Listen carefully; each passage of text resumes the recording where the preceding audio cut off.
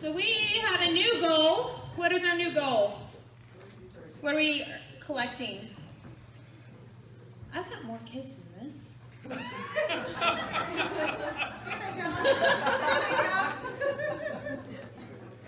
What are we collecting? Laundry detergent, and I have some more goals for us. So, treasure box. 20 gets us sports team day. 30, treasure box. 40, crazy socks. 50, treasure box. 60, beach day. 70, treasure box. 80, grandparents day. You have to dress up like grandparents. 90 is treasure box. And when we collect 100 bottles of laundry detergent, what do we get? Ice cream party! Yay! So where are we at? I know you guys have been bringing them in, but I haven't been able. I think we're at like 4 or 5. So bring them in, but let me know when you're bringing them in so I can keep track, okay? So we can get all the way up to orange. We're in the purple right now. All right, let's come on over here.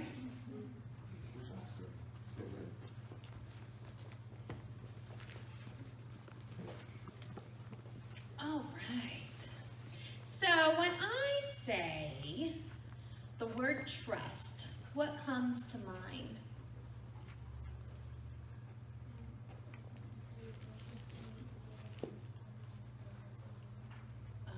Okay, so if you tell somebody something important or private, you expect that, you trust them not to spread it. We put our trust in a lot of things. When you're hungry and you go into the refrigerator, you trust that your mom has stocked it with food, right? Or when you get in the car to go to school, you trust that your car is not going to fall apart at 65 miles an hour, right? We're not playing with it. I'm playing with it. Sit over here. When you go to sit down, you trust that the chair is not going to fall, that it's going to lift you up, right? Let's see, what else? When you're dropped off at school, you trust that your mom or dad's going to pick you up, right? Yeah? Have you ever had to wait a while for your parents to pick you up and they were kind of running late? Every day.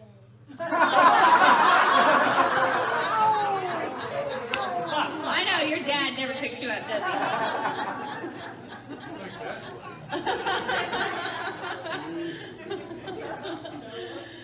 Have they ever been so late that you begin to start to wonder if they're gonna pick you up?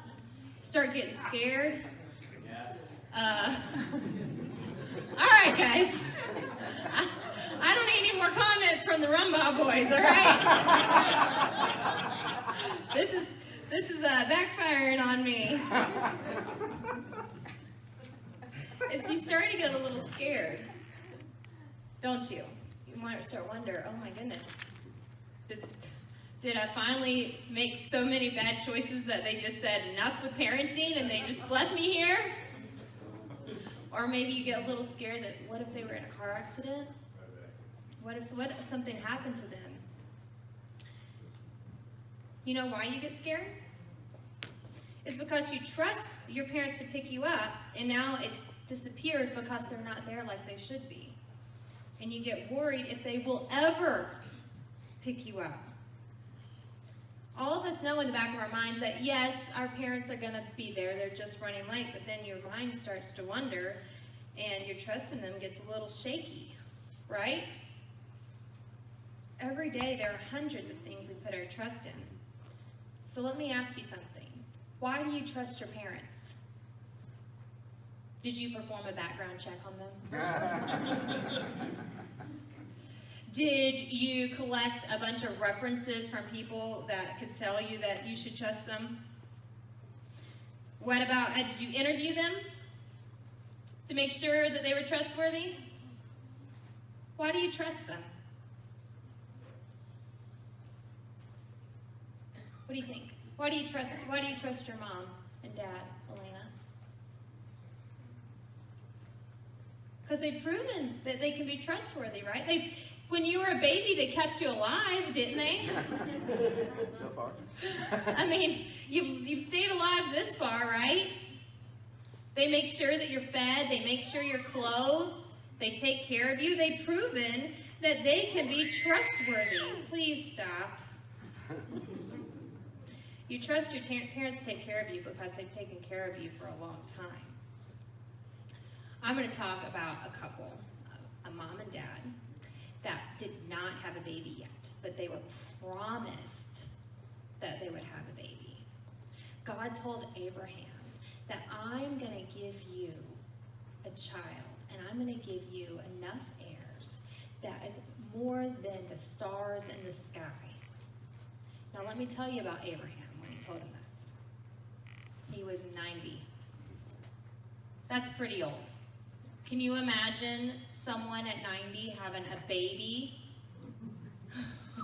When he told his wife, who was 90, she said, "You crazy." And they waited, and they waited, and they waited, and their trust in God began to get a little shaky. Just like your trust in if your parents would pick you up, it gets a little shaky, but you know back in the back of your mind, they're going to come pick you up. And that's the way Abraham and Sarah were. They said, their trust got a little shaky, but then they came back and they said, no, we know that God is going to give us this baby, and he eventually did, and God's promises were revealed. Sometimes we have to wait a little bit. And we have to put our trust in God while we wait. And God makes us wait a lot. Why do you think? Why do you think he just doesn't give it to us right then?